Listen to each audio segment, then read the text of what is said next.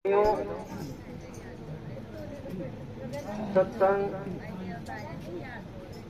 कब से चल रहा है। बहुत वाणी चली, बहुत अच्छी चलती है। थोड़ा सेंटर में कुछ बातें ऐसी आई है वाणियों के अंदर, जैसे राकेश जी की वाणी आई थी पंचधुनी। पंचधुनी लगाने का मतलब क्या है, धुनी साधु क्यों तपते हैं, इस बात को सब नहीं जानते। इसका क्या रहस्य है प्रेमियों। हमारे अंदर हम क्या करते हैं, जैसे हमने किसी से सुन लिया या पढ़ लिया, उसी को हम सत्य मान बैठते हैं, जबकि वो सत्य ही नहीं।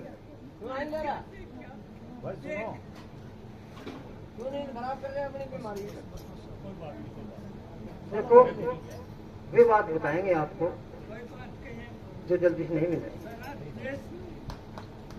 भैया तो खड़ा हो जाने तो चुपचाप बैठ जाओ, डिस्टर्ब न करे बिल्कुल भी। दिमाग खराब 3 बार दिल जाओ फिर। देखिए, सतगुरु साहब कहते हैं जो पिंड में है वो ब्रह्मांड में है।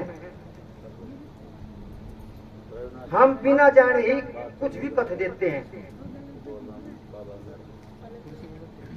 जिन संतों ने, जिन साधुओं ने धुनी तपी है, उसका एक अपना अलग रहस्य है। जो सहज योग के मार्गी हैं, ओहंग सोहंग के मार्गी हैं, वे सिर्फ उस मार्ग का खेल जानते हैं, उसकी चढ़ाई चढ़ के अपनी मंजिल पहुंचते। उन्हें ये नहीं पता कि तुम्हारे शरीर के अंदर क्या है। जो ब्रह्मांड में है वही शक्तियां हमारे शरीर के अंदर हैं, और उन शक्तियों को जगाने के लिए सतगुरु जो है ना,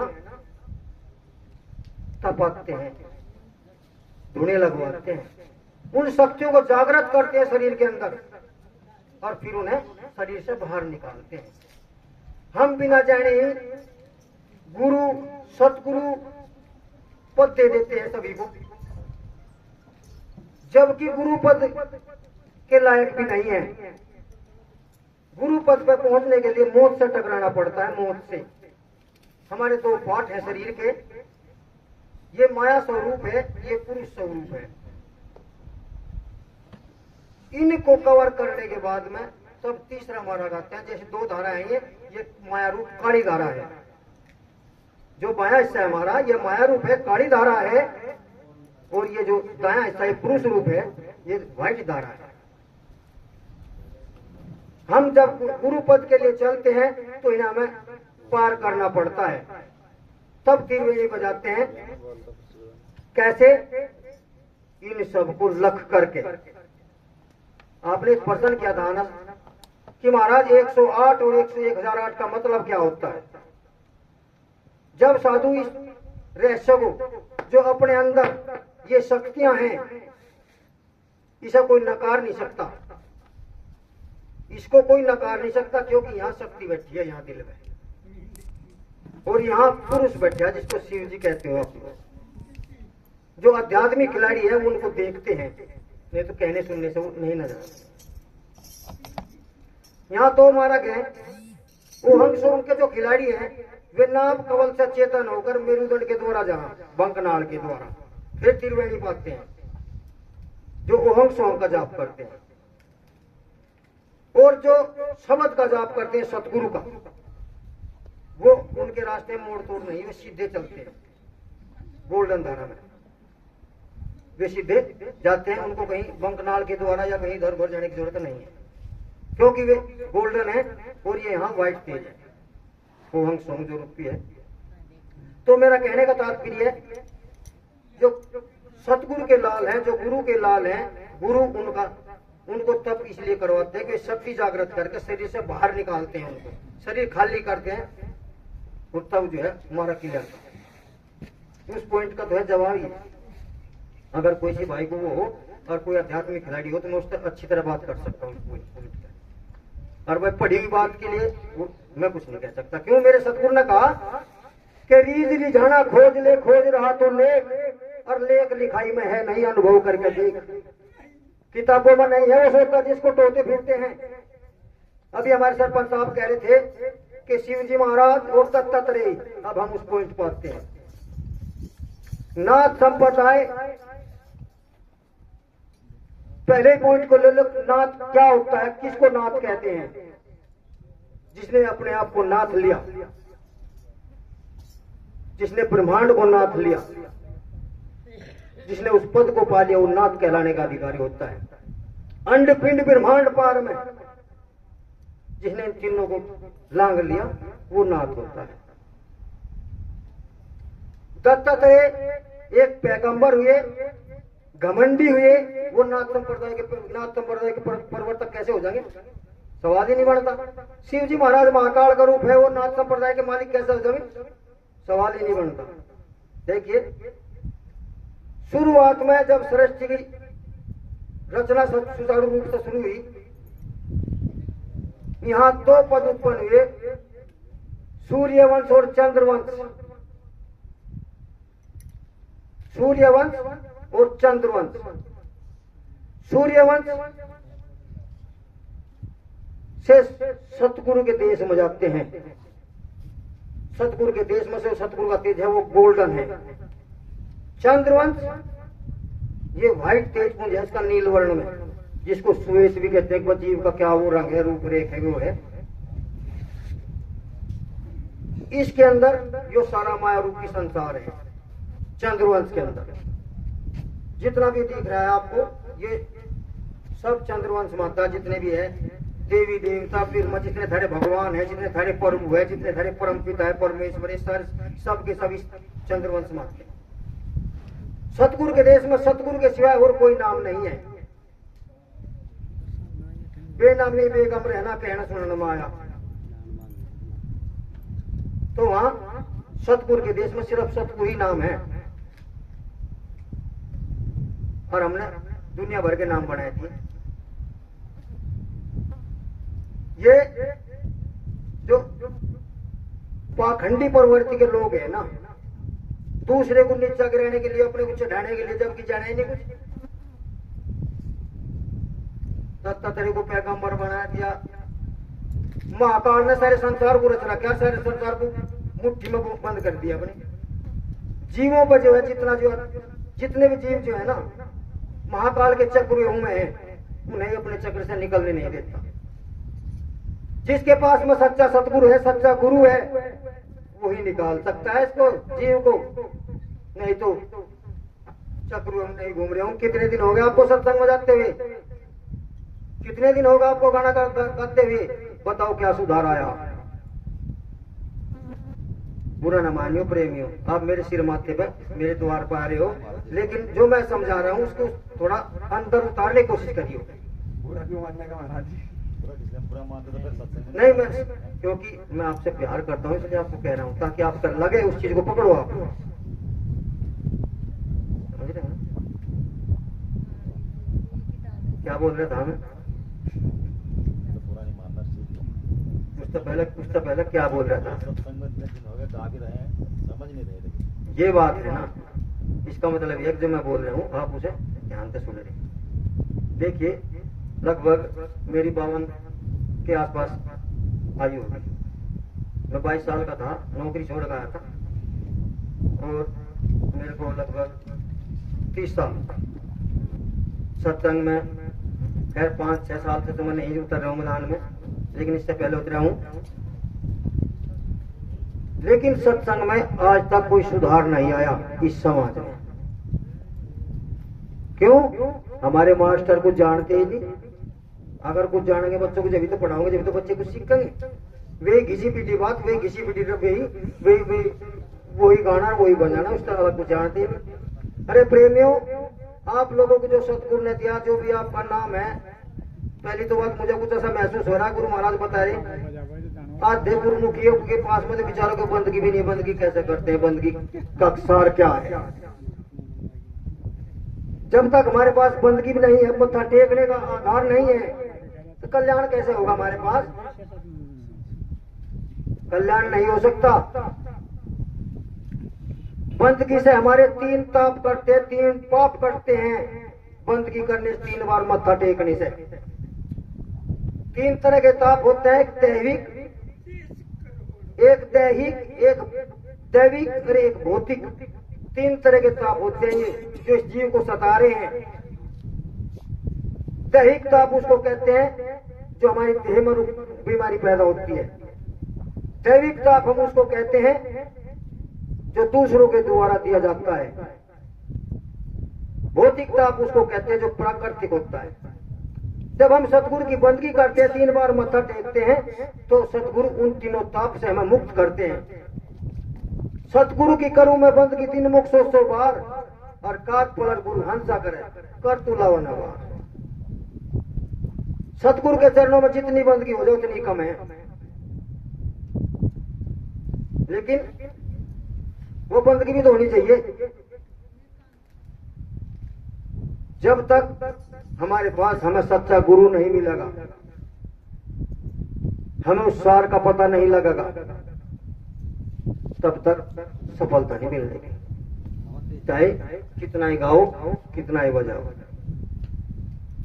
अभी बोला था मेरे गुरु महाराज ने, कहा था एक बार हमें कि रीझ रिझाना खोज ले, रीझ रिझाना खोज ले, खोज रहा तू लेख, और लेख लिखाई में है नहीं, अनुभव करके देख। इन किताबों में कुछ नहीं है, अनुभव करेगा जब अंदर का पता लगेगा तेरे अंदर क्या रहस्य है। वो सारा सार तभी पता लगेगा जब हम उसे खुद जानने की कोशिश करेंगे। इससे पहले दूसरी बात आपसे निवेदन है, आप सत्संग में जाते हैं, गाते भी अच्छा है, बहुत अच्छा लगा,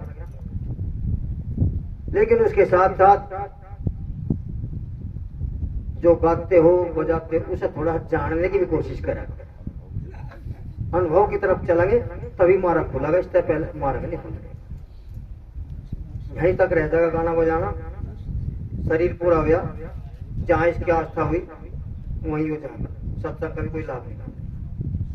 अगर हम गुरु से जुड़े हुए हैं, उस नाम से जुड़े हैं, एक वाणी आई थी ना, मैं तो हूं निज अमली निज नाम का। जब तक निज नाम नहीं हमारे पास होगा तो अमल भी नहीं होने का।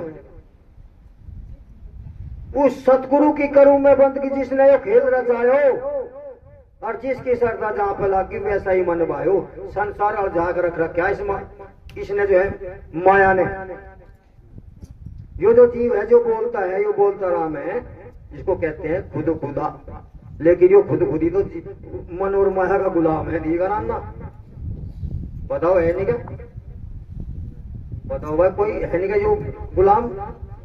छोटे बच्चे को पैदा होती 100 का नोट पकड़ा था, गैल मुट्ठी पहुंच लगा, अरे कागज का टुकड़ा देता हाथ में, हाथ में का नहीं खुला छोड़ देगा।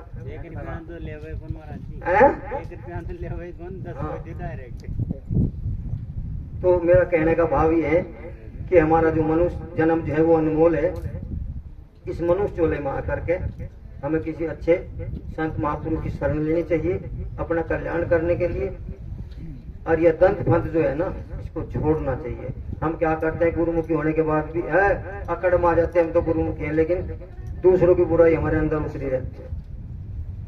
जितना हम अपने माइंड को 20% जो है ना संसार में दूसरों के प्रति खर्च करते हैं, दूसरों की बुराई करके, दूसरों की निंदा करके, सिर्फ अपने बारे में 5% खर्च करते हैं। अगर वो 25% अपने बारे में खर्च कर जाए तो साइंटिस्ट बन जाओगे, खोजी बन जाओगे, खोजी।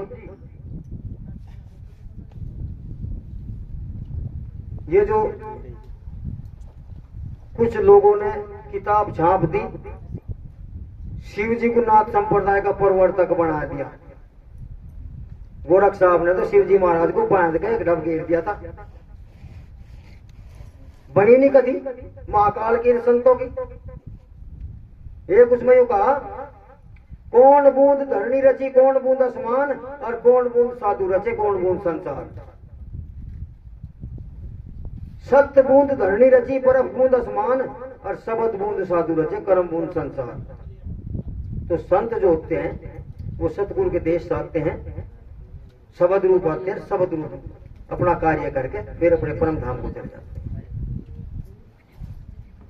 तो सरपंच साहब आपसे भी हुए खोज करके उस पर थोड़ा सा जब अमल करें। कई जगह मेरे सामने और भी बात आई, ये दत्तात्रेय की पैगंबर दत्तात्रेय अनुसुईया का पुत्र हुआ। अनुसुईया सती हुई और उन्हें ब्रह्मा विष्णु को 6 महीने के बालक बना दिए थे।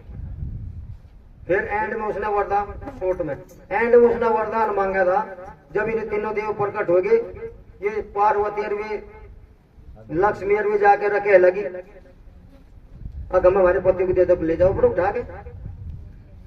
तीनों की एक शकल थी, अब एक दूसरे को उठा लियो, वहां फंस हाथ जोड़ के बोली, माई माता जी आप ही दे तो वहां सास बन गई थी अनुसुईया की। फिर उन्हें दिया था तीनों को, फिर कोई वरदान कहा था, कुछ इन्होंने तीनों ने मेरे से वरदान मांग लो, आप तीनों जैसा पुत्र चाहत, तब इसकी उत्पत्ति हुई थी। तो यहाँ कोई भी इसका कोई आधार नहीं है कि वो नाथ संप्रदाय का प्रवर्तक है, लेकिन इतिहासकारों ने घड़ दिया हो। अब से 2500 साल पहले जब तक बाबा गोरख साहब थे तब तक नाथ संप्रदाय प्रकट था, उसके बाद में तो नाथ संप्रदाय लोप हो गया था। नाथ संप्रदाय की तो एक भी साधु नहीं है, दुनिया भर के साधु नाथ संप्रदाय बड़े भी हैं, सब दारू पी रहे, मांस खा रहे, ये साधु काम थोड़ा ही हो। उन्होंने नाथ संप्रदाय को डुबो दिया, महाकाल को सिर पर बैठा दिया, शिव गोरख, फुलाना गोरख, टिकड़ा गोरख, ये हो गया। महाराज जैसे सत्य अनुसुईया थी है, हाँ। तो ये अनुसुईया मतलब ज्यादा शक्तिशाली थी या जो तीनों देवी शक्तिशाली थी ज्यादा? सती सती कौन थी मतलब? सती अनुसुईया वो सती थी, वो सती, ये सती मतलब ये सती नहीं। अगर ये सती होती, इन्होंने तरह तरह के प्रयोजन करे सती को हराने के लिए, अपने पतियों को भेजा की परीक्षा लेने के लिए, लेकिन सती उसको कहते हैं जो अपने पति के चरणों में समर्पित हो। और ये जो क्या नाम गंगा जी क्या नाम बताते हैं, लिखा हुआ है फोटो में, ये कहाँ तक सच है?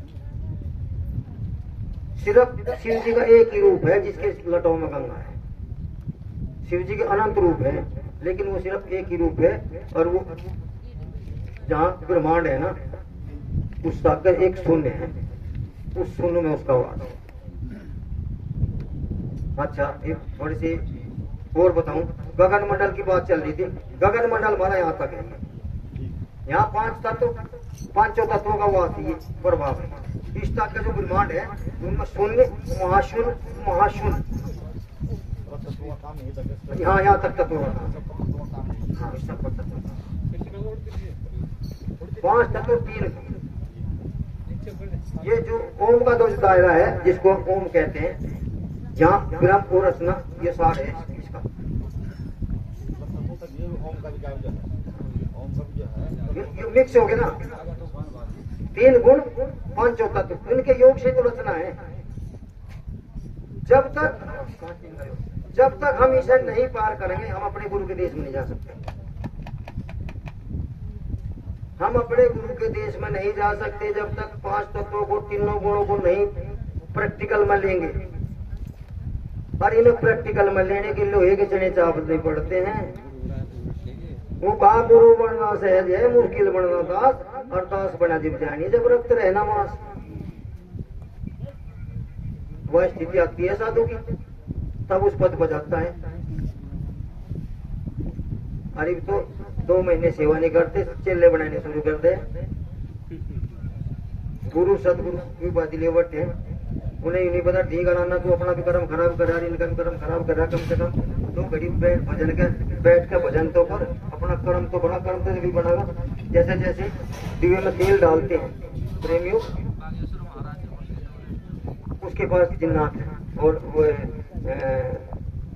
वीर है, मोहकर बोलते हैं, और कुछ होता नहीं, झूठ बोलता था। तो वो कल लड़ाया था, मेरा ध्यान मत करती। क्या बोल रहा था, क्या बोल रहा था मैं, कुछ और बोल रहा था। आगे बताओ। हाँ, इनको पार करना बड़ा मुश्किल था।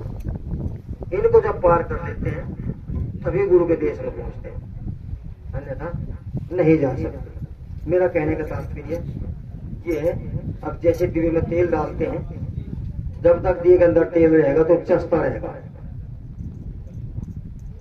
चस्ता रहेगा ना, और जब तेल खत्म हो जाएगा लोभ हो जाएगा। इसी तरह हमारे अंदर सतगुरु उस आत्म ज्योति को जगाते हैं, जो वह ज्योति उस सतगुरु के देश को जानती है। ये जीव नहीं जानता,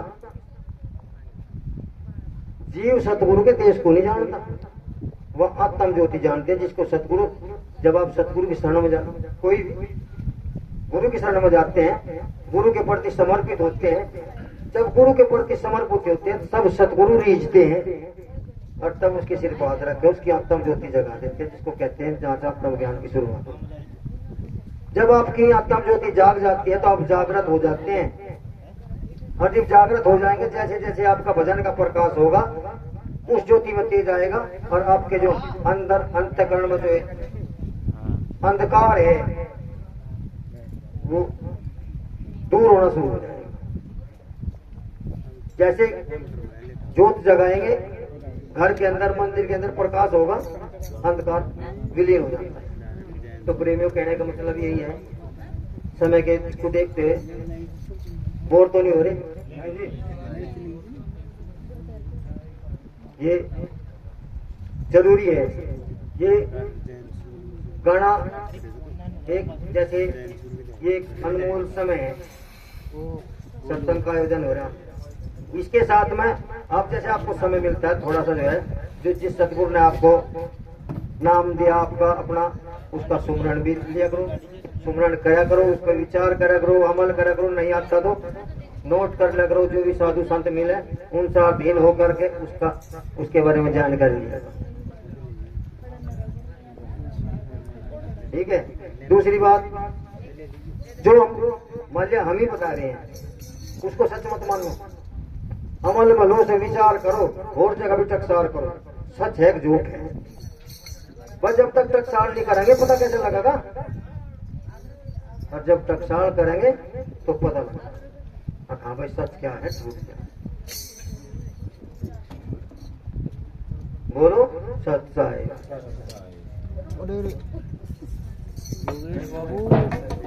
हेलो,